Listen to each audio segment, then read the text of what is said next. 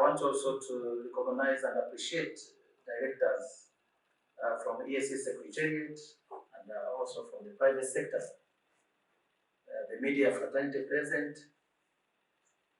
As EABC, we do believe in the spirit of everybody winning. So we don't want to see anybody losing. And I'm very excited when you look at the nature and the composition of the EAC is still leading all other 8 legs recognized by African Union in terms of average growth of around 5.1%.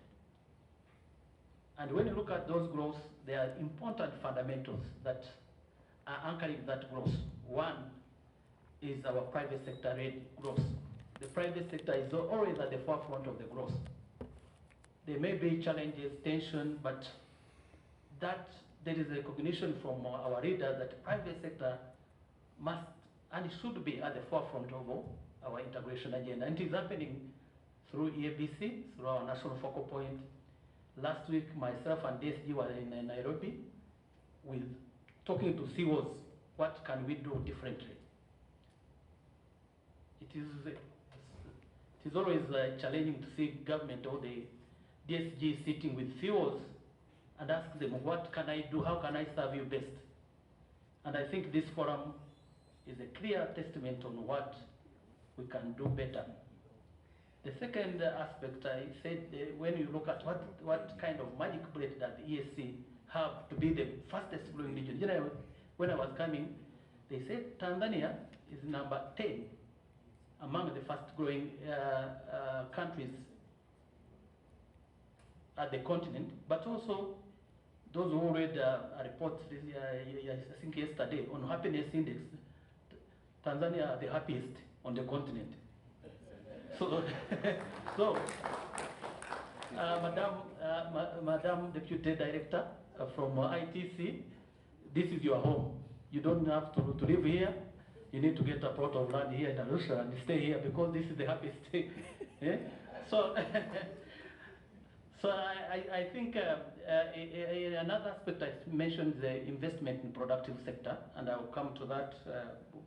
The entire region is investing in productive sectors. Look at our ports, look at our border posts. Generally, we have most integrated border posts across the continent. Look at other systems. Our leaders are investing in productive infrastructure. Another important aspect, which resonates very well with the MARKUP II, is the value chain diversification. When you look at the trends, when you look at the trend analysis, the region is really moving towards the extractive sector into more robust value chain, including agro-processing value chain. And I'm happy the chair from South Sudan, I was part of supporting South Sudan to look at what are those potential value chain can South Sudan move away from depending into oil into other sectors.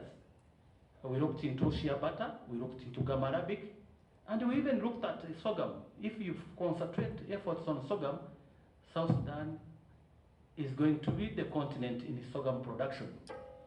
But finally, I was excited reading the World Economic Forum. They have identified South Sudan as a sole producer of mango to serve the entire continent. And Coca-Cola is looking forward to investing too the mango value chain. So this project comes at the right time. In terms of looking at those value chain, the region has both revealed comparative advantage as well as competitive advantage. And I looked at the value chain. These are the value chain that they are able to address a number of issues. One, diversification, trade diversification, and export diversification in terms of baskets, our export baskets. So we are moving away from extractive into value-added value chain, as already enumerated by the Deputy Executive Director, ITC. So as EABC, we are very happy to associate ourselves with this MARKUP project, and we are happy to co-chair the second phase of MARKUP II And we are happy that our national focal points are engaged. In South Sudan, we have South Sudan Chamber of Commerce. They are our national focal point, KEPSA, and CAM in Kenya, PSFU, and the UMA, PSF in Rwanda, the Chamber in Burundi, and AKOBU. We do have all members. Even now, we are moving into Democratic Republic of Congo, where we are working closely with FEC. FEC is the Federation of Economic Operator in DRC. Next week, we will also bring Somalia Chamber of Commerce. So it is the right time. It is the right time as we engage into our discussion of MARKUP II. We are looking into supporting SMEs. And I want to underline that the SMEs contribute almost 70% of our employment opportunities in the EAC. And they constitute almost 87% of our business. So it is a very important aspect in our development trajectory as the region, as East African, and recently we've established a strong desk led by a strong man, Moses. A strong desk in EABC, responsible for youth and women. And next week I'll be having a webinar with my sister Flavia here, looking at what can we deliver to the continent. Currently, 4 out of 8 countries selected under guided trade initiative under the CFTA, they are coming from EAC. We've already tested the water. We've sampled the water. What can we do to take advantage of a wider market of 1.2 billion people and a combined GDP of around $4 trillion US? Our business community are ready. They have already started exporting.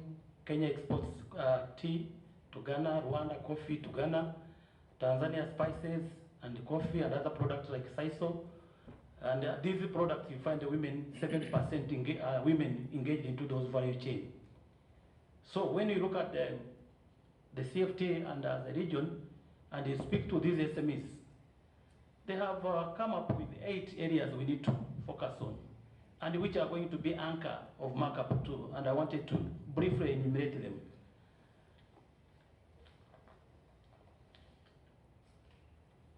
One was it's on trade agreement enhancement. We need to continue our negotiations and updates to the existing trade agreements, including EPA, and seek ways to reduce tariffs and non-tariff barrier to encourage increased intra-EAC and intra-African trade.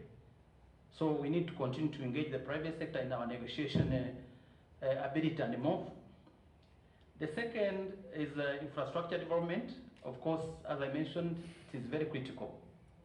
The road network, as I mentioned, I've been in South Sudan. I worked in South Sudan for the past 5 years. And one of the challenges to move value chain to the market has been infrastructure challenge. But I'm happy last week I was there, and the government is committed to address that. So investment in green and resilient infrastructure is very paramount as we move towards MARKUP II.